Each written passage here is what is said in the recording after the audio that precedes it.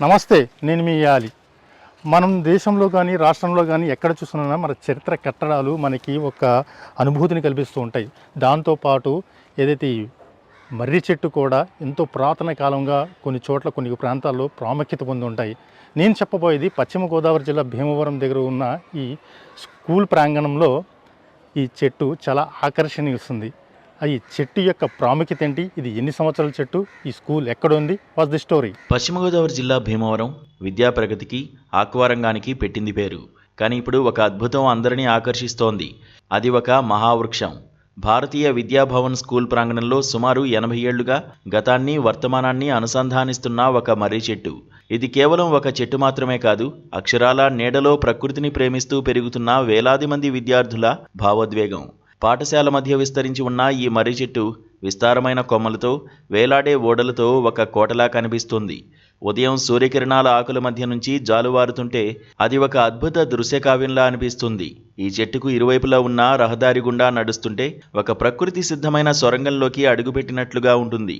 ఒకవైపు విద్యార్థుల సందడి, మరోవైపు పక్షుల కిలకిల రావాలు ఈ ప్రాంగణాన్ని ఒక మాయాలోకంలా మారుస్తున్నాయి.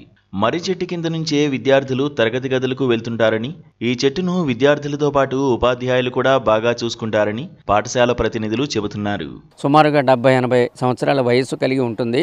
ఈ మర్రి చెట్టు కింద నుంచే ఈ స్కూల్ విద్యార్థులందరూ వాళ్ళ క్లాస్ రూముల్లోకి వెళ్ళి విద్యను అభ్యసించి వస్తూ ఉంటారు. ఈ చెట్టుని ఎప్పుడూ కూడా చాలా ప్రాణప్రదంగా మా విద్యార్థులు, మా స్టాఫ్, మా మేనేజ్మెంట్ కూడా చూస్తూ ఉంటారు.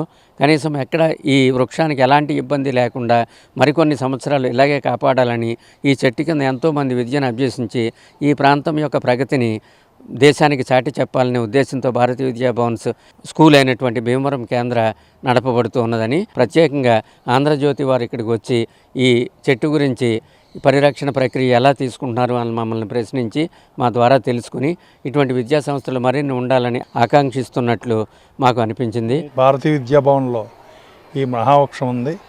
ఇలాంటి వృక్షం ఈ భారతీయ విద్యాభవన్ వారు పరిరక్షించడం చాలా చాలా గొప్ప విషయం.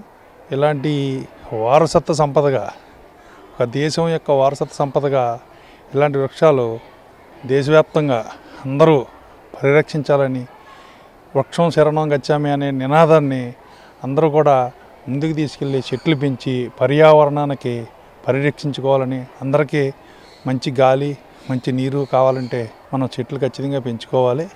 ఈ మర్రి చెట్టు ప్రత్యేకతను మరింత పెంచుతోంది అక్కడ కొలువై ఉన్న గౌతమ బుద్ధుడి విగ్రహం. చెట్టు కింద ప్రశాంతంగా ధ్యానం చేస్తున్నట్లు బుద్ధుడిని చూస్తుంటే మనసులోని ఆందోళనలన్నీ మాయమై ప్రశాంతత కలుగుతోంది. ఇక్కడికి వచ్చే విద్యార్థులు, తల్లిదండ్రులు ఆ చెట్టు నీడలో కొద్దిసేపు సేదతీరుతూ ప్రకృతి ఇచ్చే స్వచ్ఛమైన గాలిని ఆస్వాదిస్తున్నారు. స్కూల్ యాజమాన్యం ఈ వృక్షాన్ని కంటికి రెప్పలా కాపాడుతోంది. ఈ మర్రి చెట్టుతో పాటు మామిడి చెట్లు, వివిధ రకాల మొక్కలతో ఈ ప్రాంగణాన్ని ఒక గ్రీన్ క్యాంపస్గా మార్చేశారు. భారతీయ విద్యాభవన్ తమ క్యాంపస్ ఉన్న అన్ని చోట్ల పర్యావరణాన్ని కాపాడుకునేందుకు యాజమాన్యం ప్రత్యేక శ్రద్ధ వహిస్తోందని స్కూల్ ప్రతినిధులు చెప్పారు.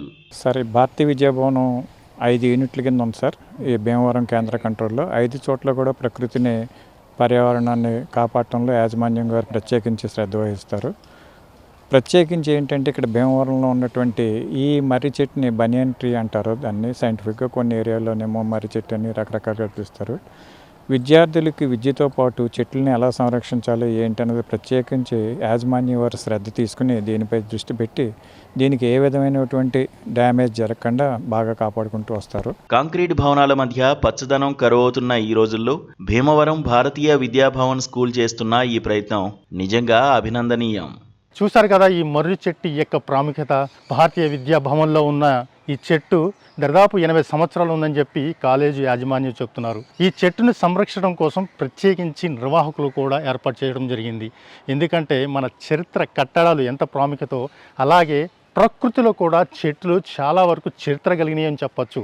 ఏదైనప్పుడు కూడా ఈ స్కూల్ అధ్యాపకులతో పాటు స్టూడెంట్స్తో కూడా చాలామంది ఇక్కడ ఈ ప్రకృతి ఒడిలోనే విద్యను అభ్యసిస్తూ ఉంటారు. ఈ చెట్టును కూడా చాలా జాగ్రత్తగా సంరక్షిస్తున్నారు. మరో మంచి ఎపిసోడ్తో మళ్ళీ మీ ముందుకు వస్తా. కెమెరామెన్ యూసుఫ్తో ఆలీ, భీమవరం నుంచి.